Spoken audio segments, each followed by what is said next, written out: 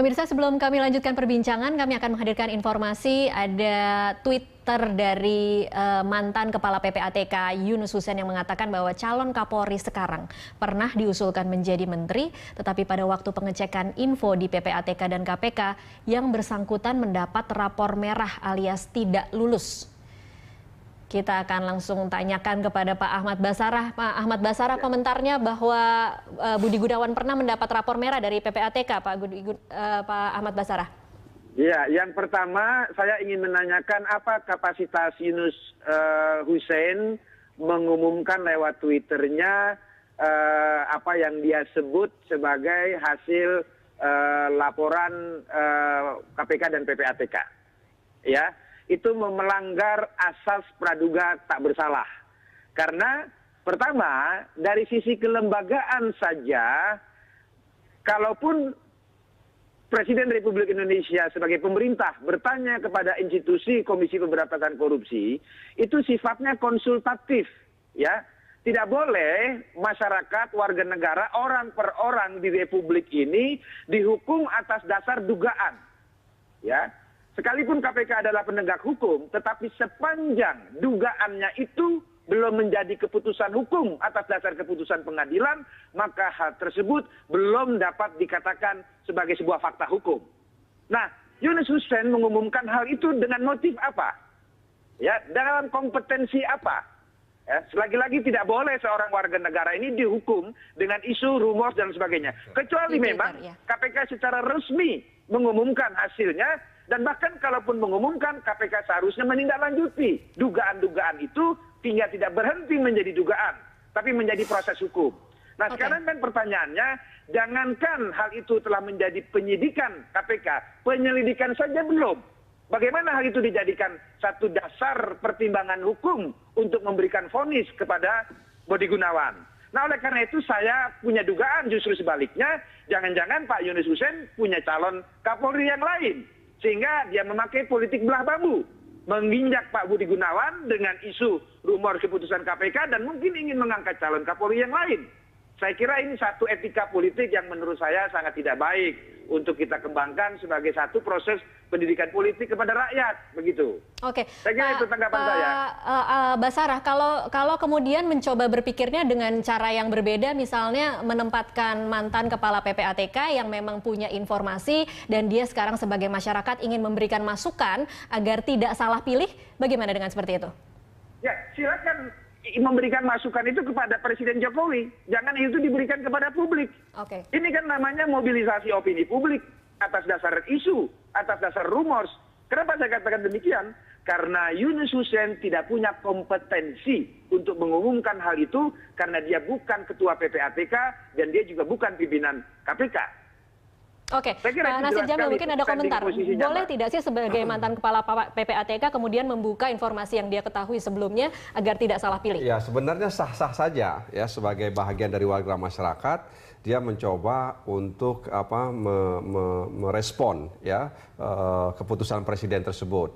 Nah, cuman yang kita inginkan bagaimana nanti kalau misalnya Pak Yunus Hussein itu punya keinginan yang kuat untuk membantu rakyat Indonesia membersihkan institusi kepolisian Republik Indonesia, maka apa yang disampaikannya lewat media sosial tersebut tentu akan lebih baik kalau dia bisa membuktikannya. Misalnya, dia mengirimkan sejumlah catatan ke Komisi 3 DPR RI ya bahwa apa yang diucapkan di media sosial inilah fakta-faktanya secara data gitu, dokumentasinya seperti ini. Nah, tentu saja ini bagi Komisi 3 berguna untuk mengkonfirmasi ya. Jadi memang kalau tidak ya tadi itu akhirnya kita akan menghukum calon Kapolri dengan rumor ya, dengan isu yang tidak didasarkan pada fakta hukum. Apa yang disampaikan oleh Yunus Hussein menurut saya ini sebuah kritikan, tapi akan lebih baik kalau kritikan itu kemudian ditindaklanjuti dengan memberikan informasi yang valid, yang utuh kepada Komisi 3 sehingga kemudian Komisi 3 punya punya catatan yang jelas terkait dengan isu yang dia lemparkan di media sosial tersebut. Oke, kalau kita bergeser sedikit ke isu lain, haruskah publik khawatir bahwa uji kelayakan dan kepatutan seorang calon Kapolri ini nanti akan membuka trauma baru, ada perpecahan KMP KIH di Komisi 3 DPR, Pak Natsir? Menurut saya itu sudah selesai. Revisi Undang-Undang MD3 itu sudah dilakukan dan kemudian disepakati. Tidak akan dijadikan bahan untuk berdebat lagi mengenai. Justru kalau kemudian debat substansi itu sangat menarik gitu loh ya. Kalau misalnya teman-teman di KMP mencoba untuk mengkritisi. Nah, sementara teman-teman di KIH misalnya berusaha untuk membackup dengan menjelaskan sejumlah argumentasi. Itu menjadi sesuatu yang baik bagi pendidikan politik masyarakat. Tapi tentu saja saya pribadi tidak akan ingin kemudian pemilihan calon Kapolri ini dilatar belakangi dengan kubu-kubuan tadi itu. Ya, ada KMP, ada KIH. Saya pikir partai-partai politik ya dalam hal memilih calon Kapolri ini harus bebas ya, bahwa ada realitas KMP, KIH itu sesuatu yang nggak bisa kita pungkiri, tapi tentu saja kita harus objektif dalam menilai ini. Tentu saja ini sesuatu yang menurut saya harus dicermati dengan baik oleh teman-teman di Komisi 3 nanti. Di Komisi 3, oke. Kalau Pak Ahmad Basarah, diantisipasi tidak bahwa akan mungkin dijadikan bahan politis atau drama panggung politik lagi nanti di Komisi 3 DPR, karena ini mungkin tidak akan semudah penunjukan Jaksa Agung? Ya, yang pertama memang ada perbedaan mekanisme ketatanegaraan kita perihal penunjukan Jaksa Agung dan Kapolri. Jaksa Agung itu fully otoritas Presiden Republik Indonesia, sehingga tidak diperlukan persetujuan dari DPR. Tetapi Kapolri, ya, sekalipun Presiden sudah menunjuk, beliau masih harus menunggu persetujuan DPR. Saya kira dalam konteks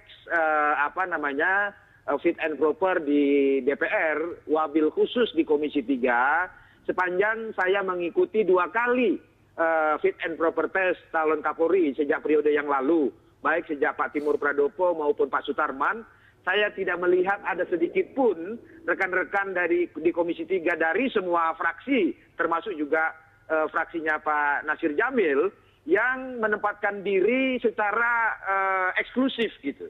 Artinya saya punya keyakinan yang cukup kuat bahwa pada saat Komisi 3 melaksanakan tugas konstitusionalnya untuk melakukan fit and proper terhadap calon Kapolri, semangatnya adalah semangat Republik Indonesia, bukan semangat faksi-faksi, semangat KMP, KIH. Saya kira itu sudah selesai lah.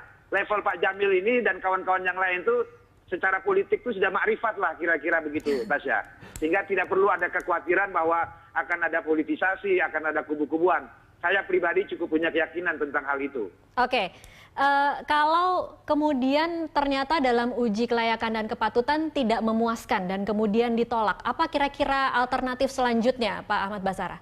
Ya, itu sepenuhnya juga adalah hak politik Komisi 3 secara institusional.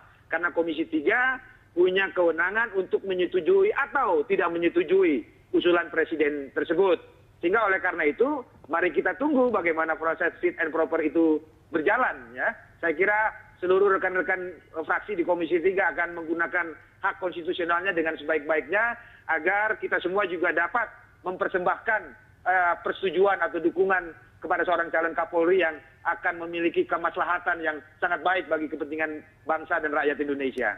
Oke, baik. Pak Ahmad Basarah, ditahan dulu, kita akan break sejenak. Kami akan kembali usai jeda komersial berikut.